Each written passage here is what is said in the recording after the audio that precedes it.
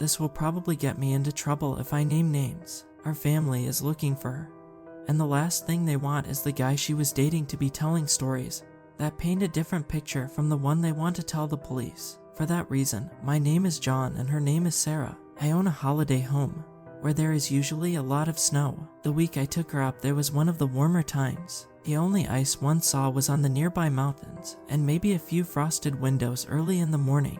It was the kind of cold that made you want to stay in bed in the mornings, no matter what needed to be done. And that's one of the reasons I took us there, and not some hotel by the sea. We'd always be going out to do something instead of enjoying each other's company indoors, something we hadn't done in a long time, considering work and distance between us. Nothing a warm fireplace in a secluded house couldn't fix. The drive there was long and a little uncomfortable. The sun had fallen, so I turned on the lights and settled in for a slower, more careful drive. "So, you're not speaking to me now?" I said. Sarah flexed her fingers and examined her nails. She must have regretted that attempt at casual indifference, because she stuffed her hand back in her sleeves and gave a little shiver in reply. "You're not so young that you can get away with childish behavior like that," I chimed.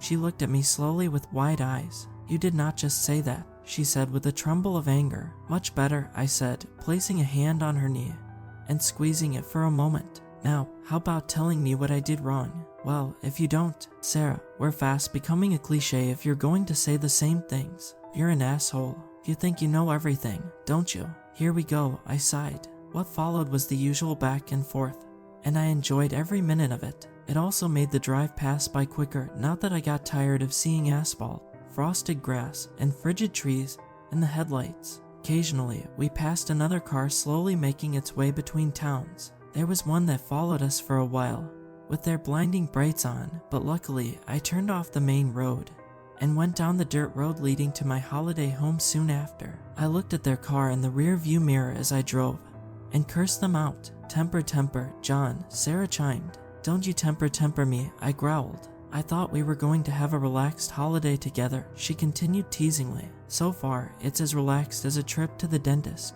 "Well, let me tell you." I stopped myself and took a deep breath. I knew she was just trying to get a rise out of me. I knew she meant well. Sometimes she was just too damn good at it. "Tell you what, if a dentist is on your mind, we can play doctor when we get there." "Oh," Sarah smiled, falling into a happy silence. I could see the shape of my holiday house in the distance. Against the dark blue gaps between the silhouettes of trees was the blocky shape of a two-story house that had everything. Large windows, comfortable furniture, modern kitchen, 12 large empty rooms, and all we needed for a relaxing holiday. I gave her a slow tour once we were inside. We got our things from the car. I unpacked the food in the kitchen while she took care of the clothes. I wandered around the place again after that, just to make sure everything was in place. More specifically, I stopped in the living room. I had the fireplace, hearing a low whoosh of air that had traveled down it. Starting a fire late at night seemed like a silly idea, but I was in a silly mood. Strangely, it did feel a little warm already. I figured it was because the living room had all that warm furniture, or maybe Sarah had kicked the heaters into overdrive.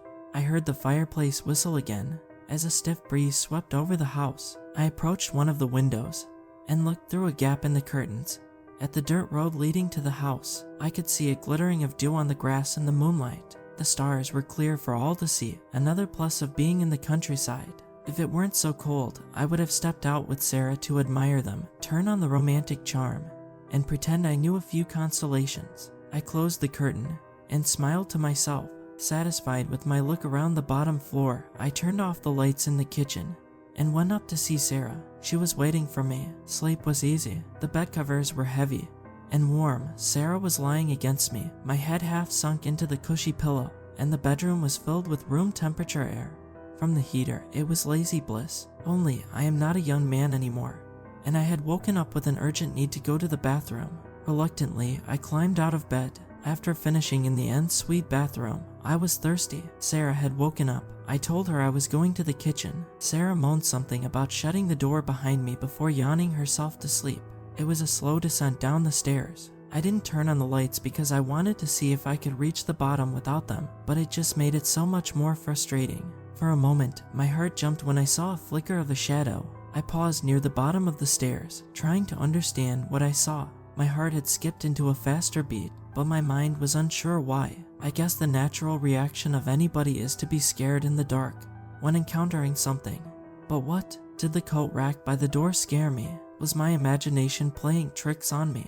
What the hell happened that was so threatening? By the time I made it to the kitchen, I dropped the thoughts completely. I poured myself a glass of water and sipped at it. Once my dry mouth and throat were wet enough, I drank down greedy gulps and wiped my mouth with my forearm. A tiny light caught my eye, and for a moment I glanced up at the corner of the room. My security camera. I forgot I had set them up all around the house and outside as well. Every room had a camera. Security was something I was very careful about in my early days. When I bought the holiday house, I was thinking that someone would break in and steal something, or squat in the attic like I had read about in the paper. Just about anything could happen.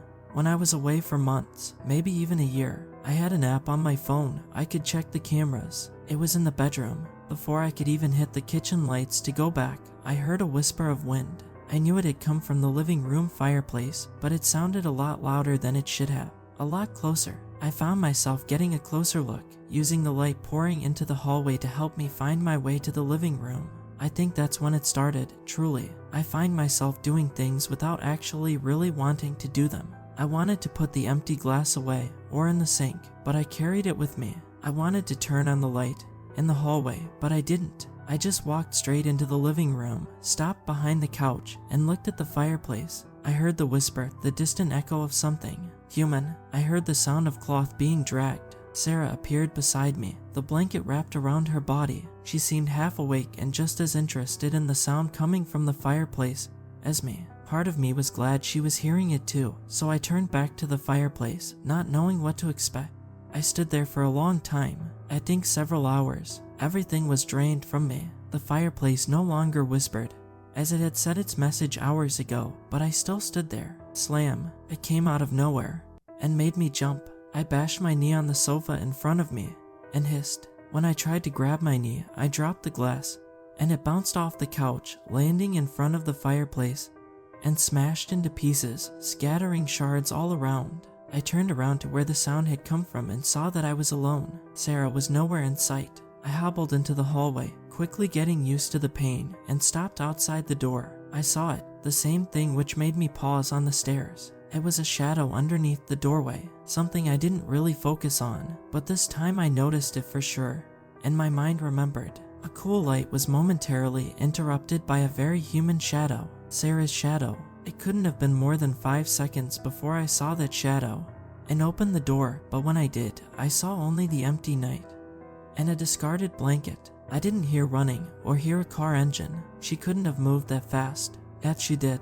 I saw Sarah at the edge of the woods. I saw a hand slip over her pale shoulder and guide her further in. I didn't know what to think at first. I saw her willingly, silently, walking into the woods with someone. It didn't make any sense. She barely had any clothes on. It was icy cold. I couldn't think straight. I grabbed a coat from the coat rack and shoved my feet into a pair of shoes. As ridiculous as I must have looked, it didn't matter. I couldn't waste another second, so I chased after them. I entered the same point in the tree line that they did, using the natural light of the sky and moon to help me find my way. It wasn't easy. My legs were already being scratched to hell. The low-hanging branches gave my head a few cuts and bruises. Trying my best to catch up was only slowing me down, so I decided to run at a more even pace. It was easy enough to spot Sarah's pale form in the darkness, but the stranger who was with her was as dark as the encased shadows. His shape was hidden by a large cloak, and his head was covered in a mass of messy hair. It could have been a woman, but something told me that it wasn't. Every time I lost sight of them, even if it was brief, they would jump ahead a few meters. Every tree that blocked them from view ended up putting them so far ahead it didn't feel like I was catching up at all. It was a surreal nightmare, where I was running but getting nowhere. Yet, I was conscious, and that made the experience all the more terrifying. I lost sight of them one more time, and they jumped so far ahead they were out of the forest and standing in the clearing beyond. I couldn't let myself lose sight of them again. I kept them in view by taking the hard path and crawling over bushes and under branches. It worked. The two didn't disappear again, but they weren't even going anywhere. I saw them moving, but they weren't walking away. I stopped walking and just looked at them. Sarah and the stranger were looking at each other, turning around each other, holding hands and making flowing gestures. They were dancing a twirling dance, and in the light of the moon, I could see the stranger clearly. He was tall, maybe over 7 feet tall. He was draped in a black robe and cloak. It held onto his lanky form, sagging in many places as if his body and limbs were as thin as wires. His hands were gloved and small. His head was covered in that messy hair that I mentioned earlier, but there were 2 peaks of white bone, horns, protruding from his head. As they danced, the horns grew larger and darker until they were twisted black goat horns. The man twisted again, blocking Sarah from view with his size. It was a split second, but as he moved out of the way, Sarah was no longer there. The creature was dancing by himself, growing darker even in the moonlight until he blended in with the shadows of the trees and mountain behind him. He disappeared. I walked out of the forest towards the spot they danced. It was empty. I could see footprints, Sarah's footprints, but not the creature's. Yet, the grass they had danced on lacked the glitter of dew, pulled away by the black robes the creature wore. It was the last piece of evidence that they existed, and it would fade quickly. I turned on the spot, looking towards the trees with a cold, empty heart. I knew I would lose when I ran into the forest. I knew it every time they jumped ahead. When I lost sight of them, by the time it had registered, I was already broken. I checked the cameras. It showed Sarah leaving the house, but no stranger in sight. Not even when I checked the time something crossed in front of the door as I descended the stairs. Most strangely, I didn't seem to leave the house. On camera, I simply stood there, bobbing from side to side as I stared at the fireplace. I called the police and explained to them what happened. I won't go into the legal matters that followed too much. As you can imagine, I was a prime suspect, but with no evidence of anything and footage showing Sarah leave as if in some trance. Some aspects of my story were believed, but twisted to fit another story invented by the detective. I think his final conclusion was that the heaters in the house had leaked some kind of toxic chemical that affected both of our minds. It explained my strange story and the weird way she left the house neatly, so it was the story that the law accepted. Sarah's parents didn't believe it and blamed me, but without any evidence to suggest foul play. They couldn't do anything, no matter what they told the police. I can't blame them for how they feel. In their position, I might think the same. Yet, I can only think about it from my perspective, and I'm not about to question what I saw. Even if the camera footage disagrees with me, I know what I saw. She didn't walk away, she was taken. She wasn't alone. I saw her dancing with him.